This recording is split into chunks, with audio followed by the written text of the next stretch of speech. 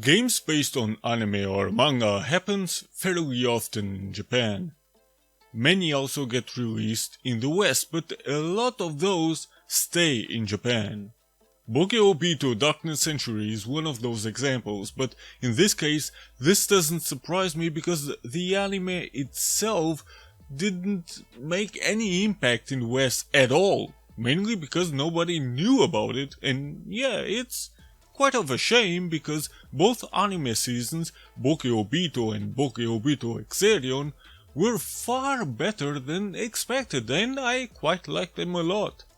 So, BOUKEN OU BEET Darkness Century is based on a manga simply known as BOUKEN OU BEET, in the West known as Beat the Vandal Buster, but the game only covers a fraction of its source material. In fact, it covers what the first anime season covered, even though the first season finished after the game's release.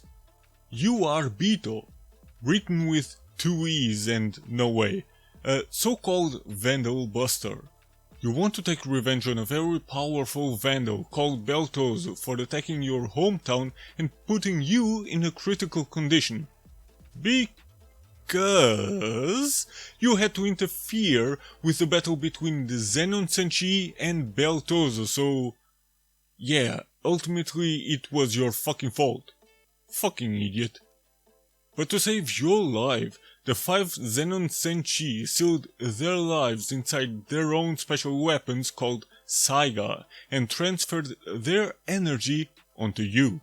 You leave your village for a few years to train, but when you return you find out that your childhood friend called Puara, a Vandal Buster herself at this point, that is currently on a mission, is having difficulty with her opponent and you help her out. However, you return to your village only for a short time because you still need to master these 5 weapons and find Beltozo.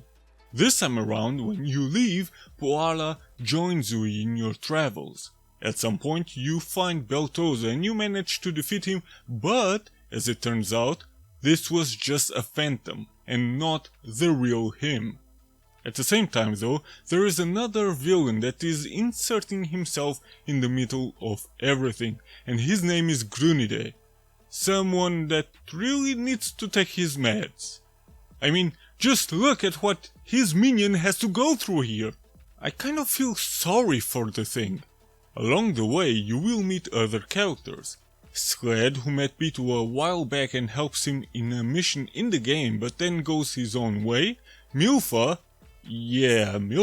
that essentially does the same thing, and Kisu, this is a boy, who is the only one that permanently joins your group after Puara.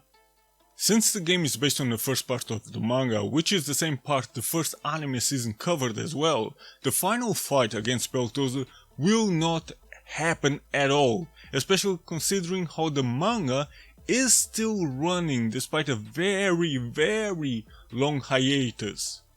And while this game has surprisingly good aspects to it, there are a few aspects that damages it a lot, but let's go step by step here. The cel-shaded look the game has is quite good. You know, cel-shaded like Automodelista, Beautiful Joe, Killer 7, Borderlands, etc. I mean, just look at it. The game has a few issues here and there with the frame rate sometimes, and the collision detection isn't fantastic if you are too close to an enemy and you cannot hit him, which can get a bit annoying at times, but you can easily adapt to it. Just keep a certain distance and you should be good. The music is nothing special, but it's fine. However, I cannot remember if the same tracks also happen in the first anime season though. Let's go to gameplay and everything you can do here. Obviously this will take a while to cover, so sit back and relax, because I am one of the very few in the West, probably even the world, that decided to cover this game, and as a result I will try to go onto as many details as possible. You've been watching the video and so you probably have a good idea on how everything works. Well, I assume. The battle system is actually quite interesting. The game uses both sticks to fight around, so yes, it's a twin stick. One controls the direction of your attack, while the other controls the direction you are walking around, and what's quite nice is that the character's upper body turns depending on the direction he is attacking. It might be a bit unusual at first, but it actually works quite well and is quite fun. What can become an issue, however, is the camera, because essentially the camera is always fixed in a single direction, no matter how or where you move.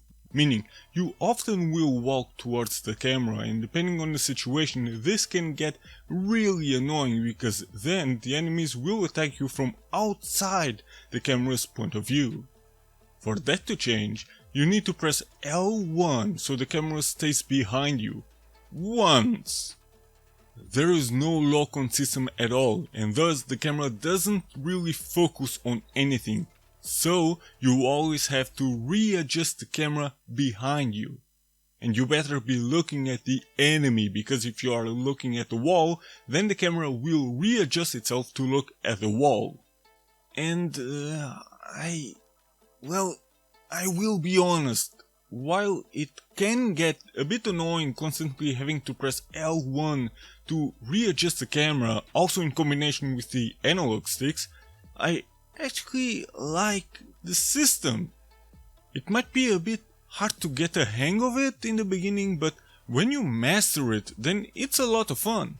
And as a result, some battles can be pretty awesome, like this one against Frowski. And sure, you don't need to use the Cyclone Gunner against him. I just did. You have 6 weapons in total from the get-go, and you have those weapons because 5 of those belonged to the Zenon Senshi. You know, the ones that saved your life by essentially sacrificing themselves in the beginning. Your base weapon is a spear that is the weakest weapon, but will not use any SP, which is this bar right here. The one above is your HP. You have the Burning Lance, the Crown Shield, the Cyclone Gunner, the Baltic Axe, and finally the Exhalion Blade. The reason Beto cannot move fast with the Baltic Axe is because it is a massive and very heavy weapon, and Beto himself is not big or strong enough yet to use the axe like its original owner did.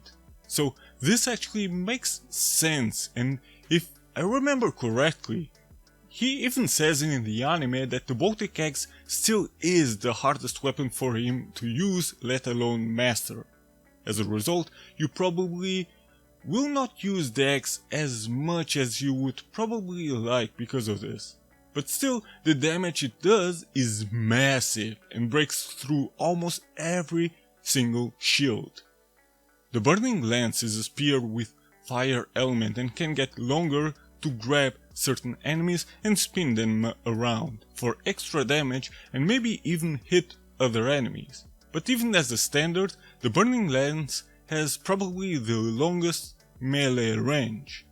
The Cyclone Gunner is a gun that uses wind as bullets, and as a result is the weapon that lets you attack from very far away.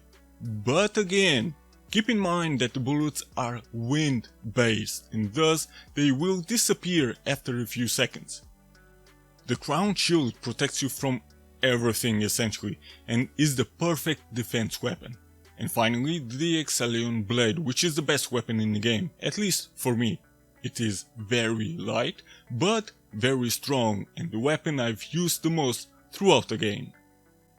During the battles you can use any weapon you want, but depending on who you are fighting against, a certain weapon is slightly better suited, like the Cyclone Gunner against Frowski. But then again, you essentially can use any weapon against any enemy.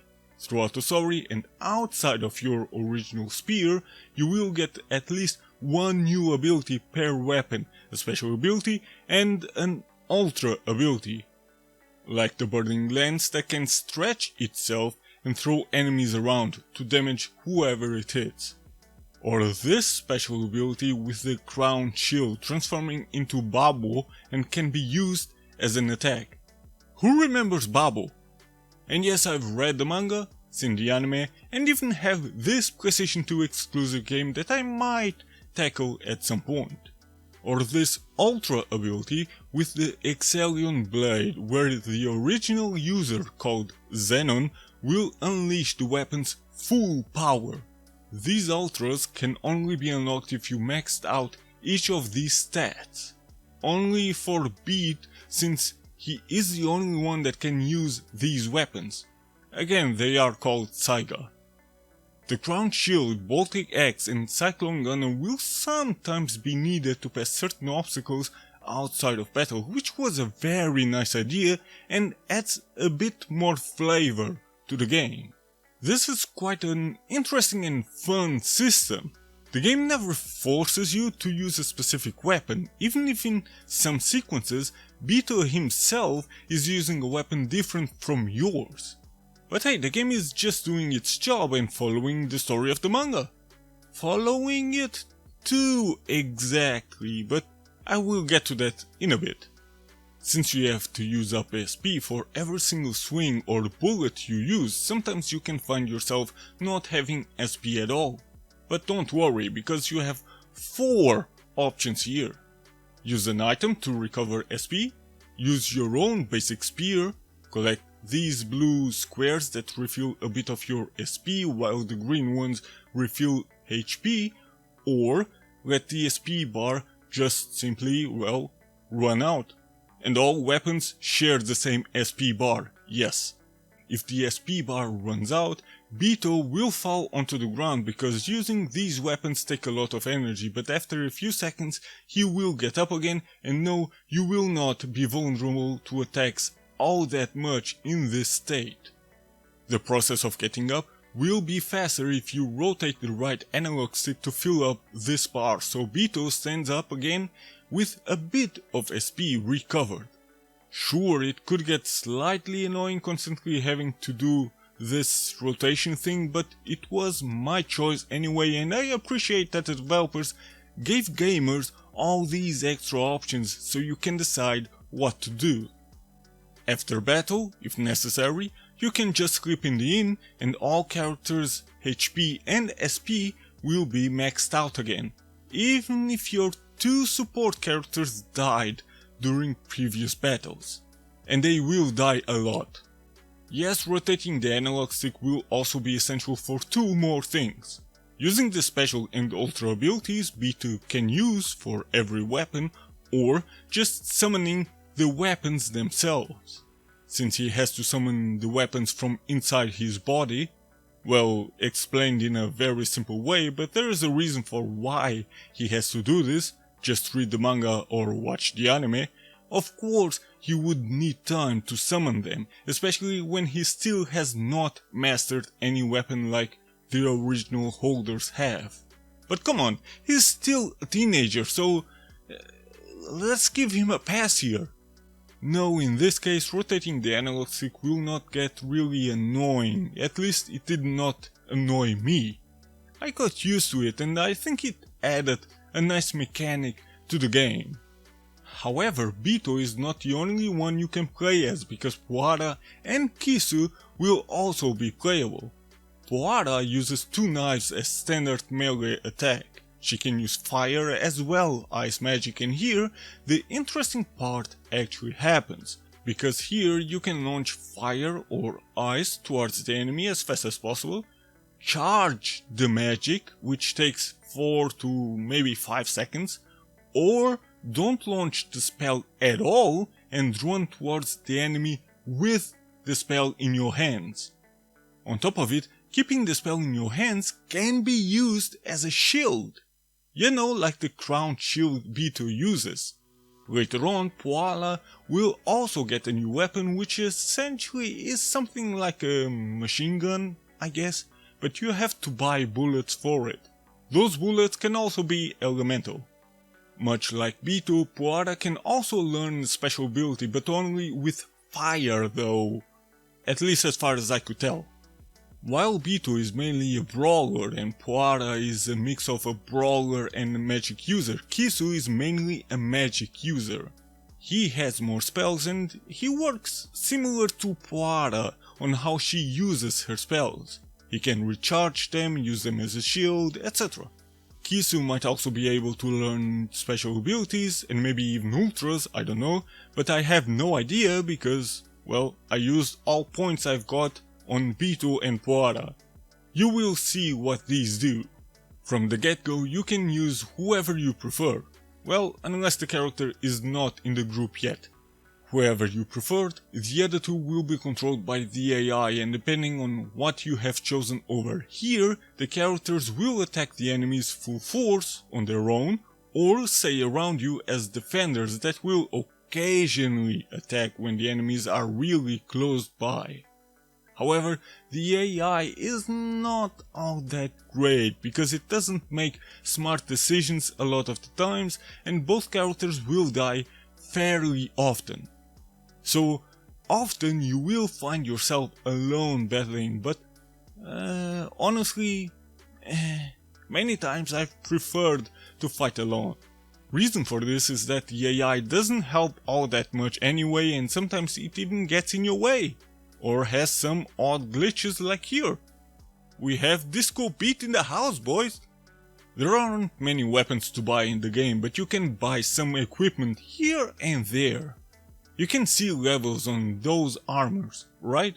That's because each character unlocks a new armor every 10 levels, and that's quite interesting because a system like this doesn't really allow you to be too overpowered at all. Well, unless you grind for that purpose. Honestly though, the game tends to be on the easy side, and thus you don't really need those armors or to grind at all. I've beaten the game 2 times, once back in the early 2010s and the second time for this video. And during this second time I actually bought everything I could. No, I still did not grind to level 100, I only went up to 80. And that is something I did not do back then. I even beat the game in a way lower level back then and had 0 problems. That's how easy the game tends to be. Or I am just too good. Nah, can't be. Leveling up is something you can do, but not necessarily have to, because the game emphasizes skill over leveling up. Since the controls are fairly good and responsive, well, if you let attack animations finish first, then you can beat the whole game in a low level as stated. But leveling works quite a bit differently compared to other games. Just like in the source material, the characters actually level up, which is confirmed by the mark they have in their bodies. Yes, it happens in the manga and the anime as well. While you level up during battles and enhance your stats this way with a max of 50, to actually get cash for those levels and get access to new armor as well, you need to visit this building, and each town has one. This is also why I said that leveling is not as big of a deal. But because you don't really need to buy much in the game anyway, then the cash is just an extra, cosmetic, whatever. Sometimes you will get cash from chests anyway, so you don't really need to hunt for it. One final thing here is that, especially Beetle, if he reaches a certain amount of points, then he will learn new abilities. And interestingly, for example, if Poala alone levels up, you don't need to give her the 2 points she got. You can choose which character you want to give those upgrade points you get from leveling up to. And yes, I maxed out Beetle first. However, the game can turn into a grind session if you want to beat and unlock everything. In this building, you not only can level up for mainly cash, but also have access to side missions. Even if you don't understand Japanese, these are fairly easy to figure out, and yes, there are a lot of missions. Probably to compensate for the rather short game and story. But some of these missions can only be done after beating the game. Alongside these missions, you will also be able to collect cards. These are just cosmetic, but a fine addition to the game, and you can see them in this option in the main menu. And just like the missions, quite a lot of cards can only be collected after you've beaten the game. And yeah, these cards actually look quite cool. Heck, even after you've beaten the game, even though not many, there are new areas you can explore, like this weird one. I have no idea what this is about, and seemingly you need a specific item to unlock this invisible door. But as you go inside and pass these areas, you will enter this one. And this is the point where I have no idea what to do. I visited every single place I could again, talked to everybody, got every item possible, but I still don't know what to do. The only thing it says here is that this is a dead end. Yeah, thank you. So if somebody knows what to do here, please let me know. Unless I just need to reach level 100 with all characters. Finally, there are 3 new modes you can unlock and play around with, 2 of which are arenas. You fight against enemies for 5 rounds and try to beat the best time. You fight the bosses themselves, of which there are 6 in total in the whole game. Or you just turn yourself into a goalkeeper and try to stop 50 shots from Grunide. Man, I really feel sorry for this creature. First Grunide stomps him to hell and now he kicks him around. Collecting every piece of information or beating every difficulty in the arena and minigames will also unlock new cards. And honestly, even back then I was quite surprised that the game has this much content. Well, at least for a game like this. While I like certain things that work well in the game and the uniqueness of some other stuff, there are other things that are either missed opportunities or could have been done better. I've already mentioned how the collision detection can be a miss if you are too close to the enemies or there is no lock system at all.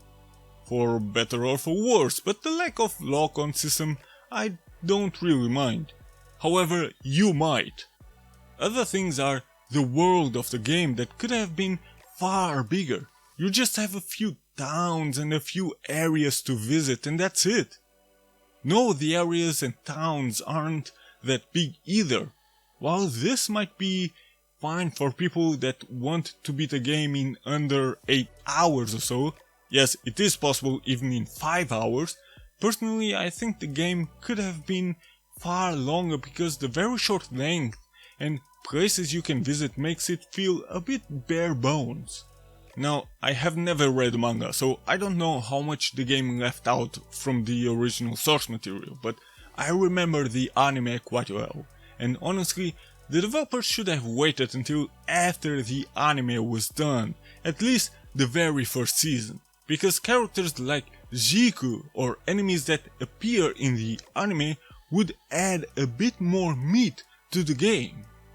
And mind you as well that here there will be a lot of sequences on top of everything. And by a lot I mean a lot. To the point where half the game seems like sequences only. I mean, if you want to watch BOUKEN OU BEET in game form without fillers, then you might as well play this game because it covers the basic story until Grunide is defeated. Because the game doesn't add anything new to the lore, is not an alternative storyline or anything, it adds nothing that hasn't been shown in the manga or anime. It doesn't take chances or anything, and yes, that's sadly a negative when you combine it with the lengthy sequences. The anime added new characters and villains.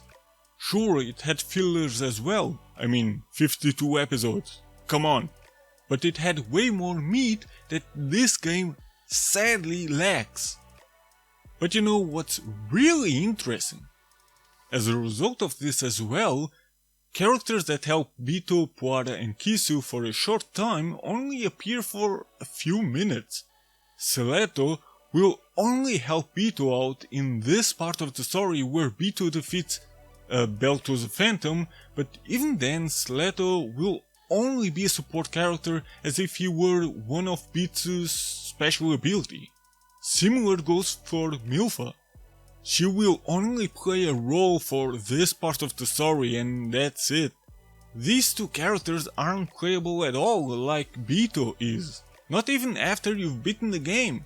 This is an even bigger missed opportunity. Sure, in the source material, Sledo and Mirfa joined the group only for short periods of time, granted, but this is a game. Let us play as them as well. I really don't see what the issue was here. Or at the very least, let us play as those two in their respective missions. Like here, Sreto is literally fighting against Peltoso to help Beto and Puara out, and thus, in between the gameplay, you will see Sleto's fight. But why not let us control him in this fight? Instead, we are just watching him fight. It's really weird. Look, this game is very niche, barely anybody knows about it, and that's quite a shame because the game has good elements in it. Fun elements at that.